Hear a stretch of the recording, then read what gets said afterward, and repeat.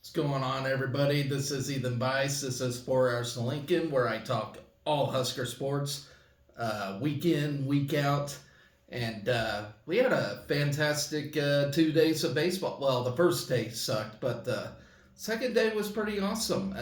We had somebody throw a no hitter yesterday, which hasn't happened in a very long time. So we'll talk about that. I got various other topics to talk about, and then I got a preview coming up for the weekend. So I hope you all had a fantastic Thursday. Tomorrow's Friday, so that means we got a weekend of Husker athletics on tap, and all is well. So let's get started. Let's talk about those two baseball games. Let's start with the loss against Creighton. It sucks. I I hate losing to Creighton. I really do. But at the same time, it just seems like we don't even try against them. We just throw in whoever out of the hat and just roll with it. I really think Will Bolt just grabs a nobody and just wants him to work through problems, which can be a good thing. But do you really want to lose to Creighton? I mean, I don't get it, but let's talk about it. A drop fly ball and a misplayed pop up led to 500 runs in the first as the Huskers fell 9-5 on Tuesday night at Creighton.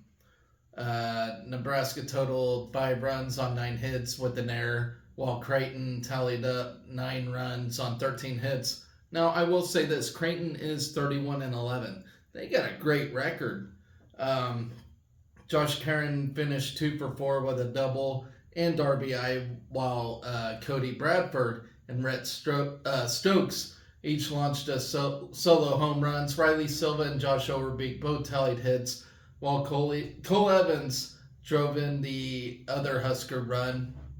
Ty Horn made his fourth start of the season, lasting just .2 innings and surrendering 6 runs, 1 earned on 6 hits. Caleb Clark tossed 3 scoreless innings, retiring 9 of 11 batters, faced with a trio of strikeouts. Drew Christo hurled a shutout inning, while Jalen Worley and Kyle Freilich combined to allow 3 earned runs. Casey Dice punched out both of his batters faced. Nebraska struck first after Silva sent out a double to left field and advanced to third on a ground out from Tyler Stone. In the cleanup spot, Karen drove in Silva on a 2-bagger to center field to put the Huskers up 1-0 and give the backstop his 45th RBI of the season. The Blue Jays answered with 6 runs in the bottom of the first inning, beginning with a solo home run from Nolan Sailors, following a fielding error in left. Creighton rattled off 5 straight hits, including a double and triple, to grab a 6-1 advantage. After recording the final out in the first frame, Clark entered and tossed a scoreless second and third inning to keep Creighton off the board. Nebraska's offense broke through with a pair of solo bombs in the fourth frame as Bradford began with a long ball to center field before Stokes followed his lead with a homer to left field, cutting the deficit to 6-3. Olsen and Christo combined to blank Creighton across the fourth and fifth innings, but the Blue Jays struck for a pair of runs in the sixth frame off of Wordley. A Sailor single set up a 2-run blast from Ty Dieters to extend the Creighton lead 6-3. In the seventh inning, Overbeek began the inning with a single and moved into scoring position after Silva's ground out. The ground out paved the way for an RBI single from Stone to bring the Huskers within 4. Karen continued Nebraska's momentum on offense with a single to put runners on first and second base before Evans' single through the left side plated Stone and trimmed the lead to 8-5. Creighton continued to respond, adding a run back in the seventh inning with the Matt Sherman home run off of Freilich to push their advantage back to 4 runs. Nebraska got 2 runners on the ninth inning, but was unable to capitalize as the Blue Jays clinched a 4-run victory over Nebraska. So moving on to Wednesday now, uh, better things happen as we got the win. But on top of that, we threw a no hitter, which was absolutely incredible. And who threw that? Mr. Jackson Brockett, a junior. And where the hell has this guy been all year? Uh, it was the sixth individual no hitter in Nebraska baseball history, ladies and gentlemen, and the first 9 inning no hitter since 1954 in Nebraska's 8-0 win over K State on Wednesday night at Hawks Field. Um, it marked Nebraska's first individual no hitter since 1981. When Anthony Kelly didn't allow a hit over 7 innings against the Sooners of Oklahoma. It was just the second ever 9 inning individual no hitter, joining Richard Gayer's no hitter, which was in 1954 against the Kansas Jayhawks. All right, so ironically, we played K State for this to happen. And you know what's even more incredible out of all this? I don't know if anybody thought of this, but Greg Sharp, the Nebraska play-by-play guy who is currently battling cancer, he actually worked at K-State from 1996 to 2002.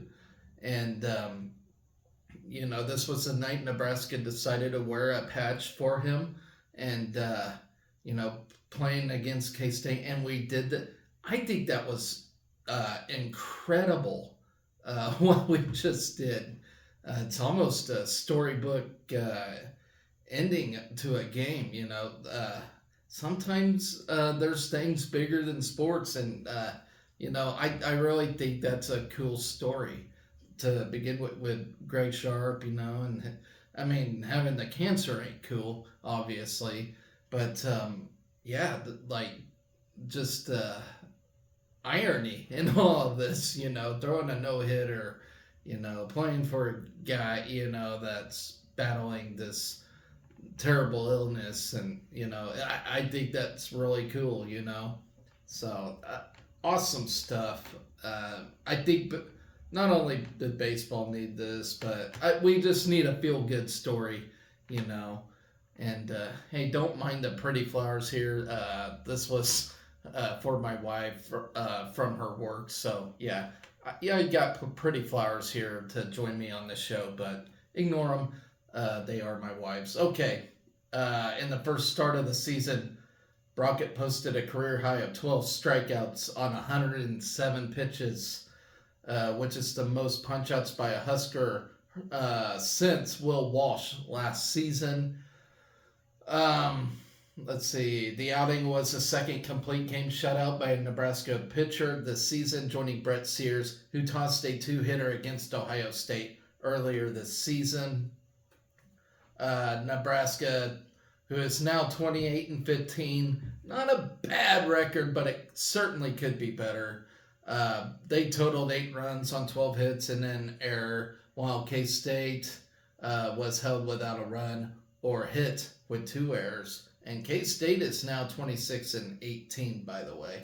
All right, Ben Columbus finished 2 for 3 with a 2-run homer, while Garrett England produced a 2-hit game along with a pair of RBIs. Case Anderson extended his on-base streak to 15 games. And Tyler Stone drove in 2 runs. Rhett Stokes added 2 hits for the Huskers, while Riley Silva, Garrett England, and Cole Evans each recorded a knock. The Elkhorn native needed just 8 pitches to get through the Wildcats' first 3 hitters, setting up the Husker offense in the bottom of the first inning. All right, Silva drew a 1-out walk and immediately stole second base before advancing to third on a throwing error by the catcher. A wild pitch in the next at-bat allowed Silva to score and give Nebraska an early 1-0 lead. Silva drew a 1-out walk and immediately stole second base before advancing to third on a throwing error by the catcher. A wild pitch in the next at-bat allowed Silva to score and give Nebraska an early 1-0 lead. After a pair of outs in the bottom of the second inning, Columbus doubled down the right field line and Carey reached on a throwing error to give the Huskers runners on first and third. However, a strikeout ended the inning and stranded runners on the corners for Nebraska, which is always annoying. I hate leaving stranded runners, and I think that's just an ADHD thing. On the mound, Brockett continued to deal by setting down the next 6 K-State batters to remain perfect across the first 3 innings. Silva reached for the second time on a single and swiped second for his 27th steal of the season. The most by a Husker since 2001. Stone walked to give Nebraska a pair of base runners for the second straight inning before a fielder's choice and ground out ended the third frame. Brockett retired the side in order in the fourth inning before a throwing error in the infield allowed the first Wildcat to reach base. The southpaw walked the next batter but induced an inning-ending double play to keep K-State off the board in the fifth frame. Nebraska's offense broke through the bottom half of the fifth, beginning with Stone being plunked in Sanderson's double. England subsequently drove both in on a 2-run double to extend the Nebraska advantage to 3-0. In the next at-bat, Columbus launched a 375-foot 2-run home run beyond the party couch in right field to push the lead to 5 runs. Brockett responded with a 0 in the top of the 6th inning, striking out the side to keep the Huskers in front 6-0. The southpaw put up another scoreless inning while Nebraska added runs in the 7th and 8th innings on Carey's sac fly and Stone's RBI ground out to grab an 8-0 lead. Brockett worked around leadoff walk in the 9th inning to retire the Wildcats in order and secure the 6th no-hitter in Nebraska's baseball history. Super awesome. It's always awesome to witness history when you can, ladies and gentlemen. I love it. So now up next for this baseball team, they will travel to Minneapolis, Minnesota, take on the Gophers, and we will talk about that here right now. Let's see, through all 70 all-time meetings, Nebraska holds the 37-32-1 advantage over Nebraska. The Huskers visit Minneapolis for the first time since the Gophers took 2 of 3 games in 2022. Gonna be a pretty tough series. Hopefully we pull through and improve our record and resume and all of that jazz. So good luck to the baseball team in that regard. All right, let's talk about softball now. Previews. Okay, yeah, we're on previews now. Sorry, ladies and gentlemen, I am having a hard time focusing today. Better than the last show, though, I will say that. Okay. So they will travel to Minneapolis as well. So it looks like it'll be a joint effort with the baseball team to go to Minneapolis this weekend. Final series of the regular season before we start Big Ten tournament action. Already, it's crazy. It almost feels like spring season has just begun, but we're about to end it, and it's just amazing to me. Okay, so Friday's opener will start at 6 p.m. with Saturday's game slated for 2 p.m. first pitch, and Sunday's finale set for noon. Nebraska and Minnesota are both battling to be one of the top 4 teams that receives a bye for next week's Big Ten tournament. The Gophers enter the final weekend in 4th place in the Big Ten standings with a 12-8 conference record. The Huskers are just a half a game behind in 5th with a 10-8 Big Ten record. It should be a close series as Nebraska and Minnesota are similar on paper. Both teams boast one of the top offenses in the Big Ten. The Huskers are hitting .290 as a team and average 5.7 runs per game, while the Gophers are batting .292 and score an average of 6 runs per game. Nebraska has hit 86 doubles and 52 home runs, while Minnesota has totaled 83 doubles and hit 51 home runs. So yes, ladies and gentlemen, this is going to be a deadlock, and this is going to be a battle. It's going to be a fun series, and there's a lot on the line on this one. The only thing that sucks is it's at Minnesota, which is totally not on our side. All right, so in the circle, Minnesota's team ERA is 4.22. It is nearly identical to Nebraska's 4.26 ERA, and the Gophers allowed 4.8 runs per game compared to 4.9 runs per game by the Huskers. The teams are also the top two fielding teams in the Big Ten, as Minnesota leads the league with a .972 fielding percentage, and Nebraska ranks second, fielding a .971 clip. Battle. So this battle for a Big Ten tournament bye, as I have mentioned, which would be totally nice to have. So heading into the final weekend of the Big Ten season, no team has been officially eliminated from the Big Ten tournament, and 9 teams are still in contention for a top 4 seed and a first round bye at the conference tournament. So this is how tight it is, ladies and gentlemen. Northwestern and Michigan have already clinched 2 of the 4 byes, and next week's Big Ten tournament, the Wildcats and Wolverines are guaranteed to be the number 1 and number 2 seeds, although which team will be the top seed is still undetermined. I think it's going to be Northwestern. I think they are just that good. Rutgers, Minnesota, Nebraska, Indiana, Penn State, Purdue, and Ohio State are all still in contention for the final 2 byes, although the best the Buckeyes could finish is a tie for 4th place, where the Big Ten tournament seeds would be sorted out via tiebreakers. So Nebraska must win this weekend series in order to be in contention for a top 4 seed. So even if we do win this series, it's not given. I mean, things have to play out, just like NFL playoffs. So, I mean, it is what it is. A sweep this weekend, and Nebraska would be guaranteed to be either the number 3 or number 4 seed at the beginning. So, if we go 2-1, then we may be a top 4. But if we sweep, then we get either number 3 or number 4. So we would get a bye regardless. All right. 2-1 series victory would put Nebraska in strong position for a top 4 seed, but would not guarantee the Huskers a top 4 seed. With a series win, the Huskers would fall below the number 4 seed only if either Indiana swept Northwestern or Purdue swept Michigan State. So that is your scenario. Huskers have faced Big Ten's toughest schedule. The fact that Nebraska enters the final weekend in a strong position to secure a top 4 seed at the Big Ten tournament is a testament to the toughness and the bite the Huskers have shown this season. And they showed some grit with players being out. Like I said, a quarter of the team is injured.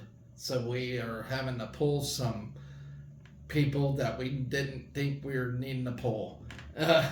Not only has Nebraska remained near the top of the Big Ten standings while playing most of the conference schedule with 25% of the roster sidelined, the Huskers have also played the Big Ten's toughest schedule.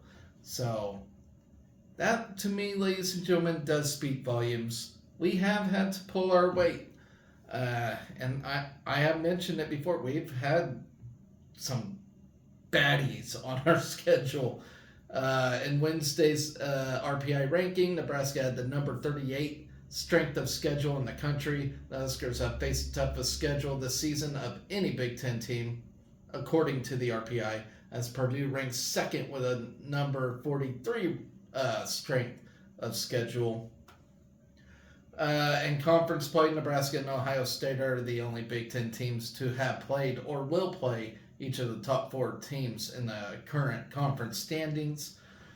The Huskers not only played or will play each of the current top four Big Ten teams, 9 of their 11 games against those opponents were on the road.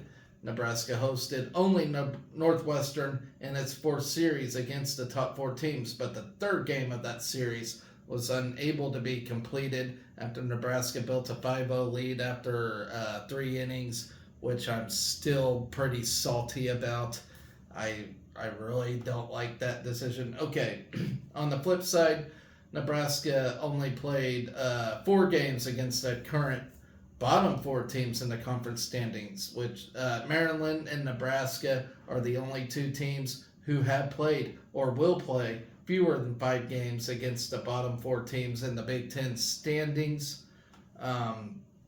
Nebraska's 8 Big Ten opponents, including Minnesota, boast an 87-71 record in conference play entering this weekend. For comparison's sake, the Golden Gophers' 8 conference opponents enter the weekend with a combined 66-91 record in Big Ten play. So if there's any kind of flip side to that, that is it. You know, we've had the way tougher schedule than Minnesota. All right, so this game does feature 2 of the nation's best shortstops, and Billy Andrews, and then Minnesota's Jess Oakland. On Wednesday, Softball America released its updated list of the top 10 shortstops in the country, and Oakland came in at number 2 on the list, while Andrews was at number 4. Andrews and Oakland have combined for 34 home runs and 62 extra base hits this season. To put those numbers in perspective, the duo's 34 home runs are more than 216 Division I teams have hit this season, and the 62 extra base hits are more than the total of 56 teams. Minnesota is 26-22 on the season and enters the weekend in 4th place in the Big Ten standings with a 12-8 conference record. The Gophers are coming off a 3-game sweep at Iowa last weekend. Nebraska and Minnesota share 6 common opponents this season in Illinois, Iowa, Northwestern, San Diego State, Washington, and Wisconsin. The Huskers posted a 7-4 record against that group, while the Gophers also went 7-4. Minnesota is batting .292 as a team while averaging 6 runs per game, a total that ranks 27th nationally. The Golden Gophers lead the Big Ten and rank 12th nationally in walks. Defensively, Minnesota owns a 4.22 ERA and a .972 fielding percentage while allowing 4.8 runs per game. The Gophers lead the Big Ten and ranked 30th nationally in fielding percentage. So there is your softball preview.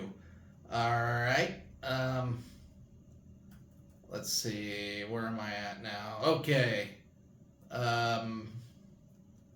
I'm going to move on to various news real quick. So basketball, they add Braxton Mia or May. I cannot pronounce his name yet. I haven't heard anybody say his name physically, but M-E-A-H. So it's either Mia or May. I don't know. But all I know is this guy is a monster. He's a big giant that we definitely need. To put it to perspective, he is 7'1", 255 pounds, and he comes from Layton, Utah. He played at the University of Washington, where he started 47 of 63 games for the Huskies. He has 1 year of eligibility remaining, and yes, we need that big man. Just in time, because Rink Mast is currently undergoing surgery and will be out for the upcoming basketball season, which really stinks, but maybe this guy will help. I don't know. So according to Hoiberg, Mia is an experienced inside presence who can make an impact on both ends of the court. At 7'1", he would become the tallest player to play at Nebraska since the 2013-14 season. And that season we went to the tournament as well. So there's something to be said there.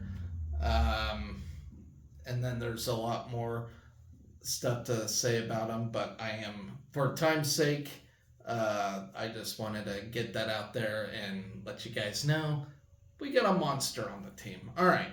Um, Moving on, Kellyanne Strand captured second team All Big Ten honors for the second straight year when the conference announced its annual Women's Golf Awards on Tuesday, April 30th. She is a sophomore from Challis, Idaho, who carries a school record 71.17 stroke average through 29 rounds this season and is ranked among the top 100 golfers nationally heading into next week's NCAA Cle-Elum Regional in Washington. She has produced 8 top 25 individual finishes on the season, including 4 top 10 showings. She also earned second team All Big Ten honors as a true freshman in 2023 while posting a then school record 72.5 stroke average and helping the Huskers qualify for the NCAA Raleigh Regional. She tied for 30th individually in Raleigh after tying for 20th at the 2023 Big Ten Championship. In addition to Strand's All Big Ten honors, Nebraska senior Michaela Vavrova earned a Big Ten Sportsmanship Award, a 4-year starter for the Huskers from Bajnai, Slovakia. Vavrova led Nebraska with her tie for 28th at the 2024 Big Ten Championship in Havre de Grace, Maryland. She finished the season with a career best of 74.48 stroke average over 29 rounds. The 2-time Slovakian National Player of the Year, is a 3-time member of the Tom Osborne Citizenship Team and a 2023 Sam Folds 27 Hero Leadership Award recipient. So congratulations to her on that. And let's talk about that NCAA regional real quick where Kellyanne Strand is attending. Let's see. She enters the NCAA regional ranked number 98 nationally as an individual, earned a number 3 seed among the individuals in Cle-Elum, joining number 1 Emma Bunch from New Mexico State, number 2 Rihanna Mission from San Francisco, number 4 Morgan Miller, and number 5 Sabrina Iqbal from Colorado, and number 6 Madeline Gamble from Washington State. Strand is scheduled to tee off all 3 days at 12:50 p.m. Central Time while taking on a par 72 6,306 yard layout at the Tumble Creek Club. Strand, who gives Nebraska at least one regional competitor for the 4th consecutive year, will be part of a field that includes full teams from Stanford, Duke, Arizona State, Virginia, San Jose State, the hosts from Washington, Alabama, Virginia Tech, Kansas, Long Beach State, Sac State, and Seattle. Overall, the NCAA regionals are filled with 72 teams, with 12 teams at each 6 host sites around the country. And that includes Auburn, Alabama, Bermuda Run, North Carolina, Bryan, Texas, Cle-Elum, Washington, which is where Kellyanne Strand is going, East Lansing, Michigan, and Las Vegas. A total of 36 individuals, including 6 at each site, are also contending for spots in the NCAA Championship at the Omni La Costa Resort and Spa in Carlsbad, California. Ew, I would hate to go to California. All right, so enough of that. Let's move on. Track and field. Before I preview the Shocker Open, I do want to mention Darius Luff was announced Big Ten Men's Track Athlete of the Week, and Tyus Wilson was named the Big Ten Men's Field Athlete of the Week on Wednesday at the conference office. Luff, who is a senior from Lincoln, flew to a 13.25 in the 110-meter hurdles on Saturday to win the pro division at the Drake Relays. That broke his own school record and put him at number one in the NCAA, ladies and gentlemen. On top of his national and school ranking, that time is currently fifth in the world. Did you hear that right? Fifth in the world. He won the 110-meter hurdles at the Michael Johnson Invitational and Gym Click Shootout this season, while adding a runner-up finish at the Pepsi Florida Relays. So this guy is cooking. Wilson from Sterling, Kansas, cleared a personal best 7.5 in the high jump to secure the Drake Relays title. That moved Wilson to the number 2 spot in the NCAA and number 5 in school history. It also came near breaking the Drake Relays record. This was Wilson's second time competing this outdoor season after winning the Michael Johnson Invitational with a height of 7'1". This is Nebraska's third and fourth conference weekly award during the outdoor season and brings Nebraska to 9 overall in 2024. Part of the team will compete at the Shocker Open in Wichita, Kansas. And this is ahead of the Big Ten Championships already, which is going to be held in Ann Arbor, Michigan this year. So it is just crazy how fast this season is going, ladies and gentlemen. All right.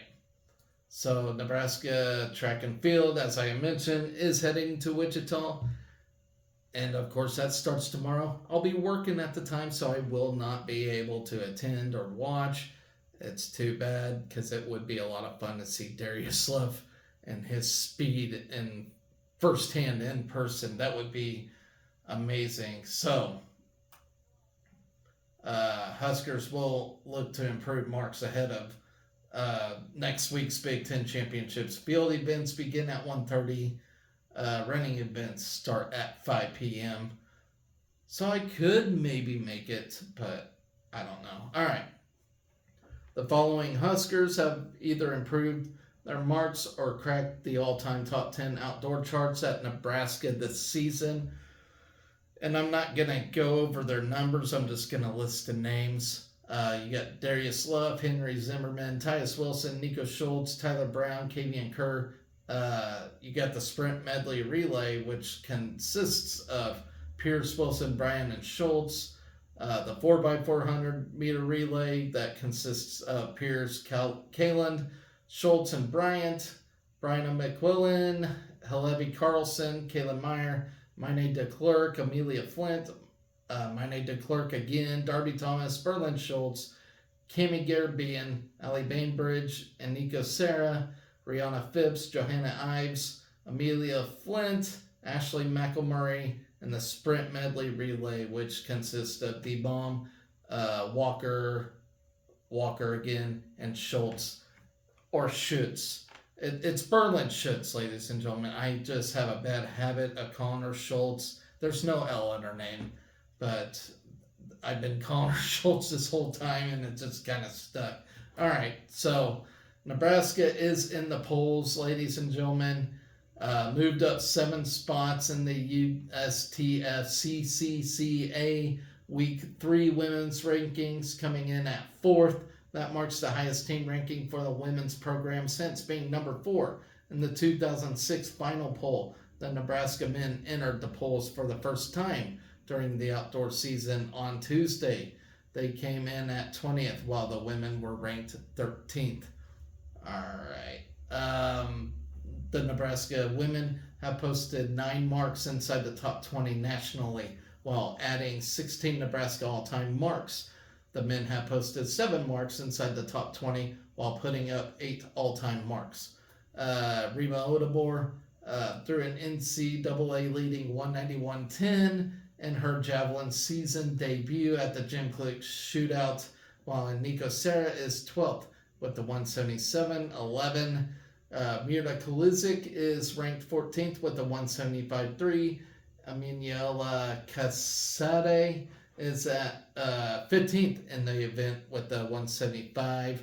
adding to the throw's success. Reigning national champion Axelina Johansson was the second best shot put mark of the season while hitting the Olympic standard at the Michael Johnson invite with a 61.9. Mine de Klerk is 13th in the shot put, and Kaylin Myers 19th in the discus.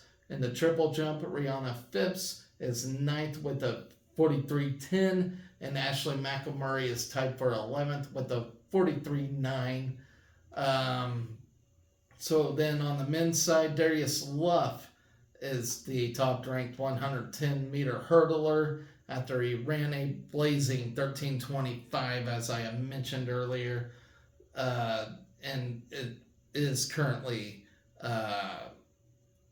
ranked 5th in the world, which is absolutely amazing.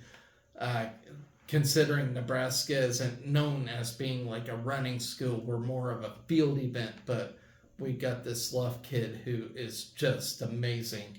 Tyus Wilson cleared the second best height in the NCAA on Friday night with a 7.5 in the high jump. In the triple jump, Tara Wilson is ranked 13th with a 52.2.5, and Michaela Moore is ranked 16th with a 52.1. Dash Sermon is 14th in the javelin with a 2:42.8, and Kevin Schubert is 18th in the shot put with a 63.2.25. Tyrell Pierce, Garrett Kalin, Nico Schultz, and Nick Bryant teamed up to clock the 15th fastest 4x400 meter relay time in NCAA this season on Saturday with a 3:03.31.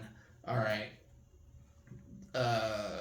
So in Tuesday's polls, the Husker women were ranked 3rd in the Big Ten Conference while being named the top-ranked javelin squad in the country.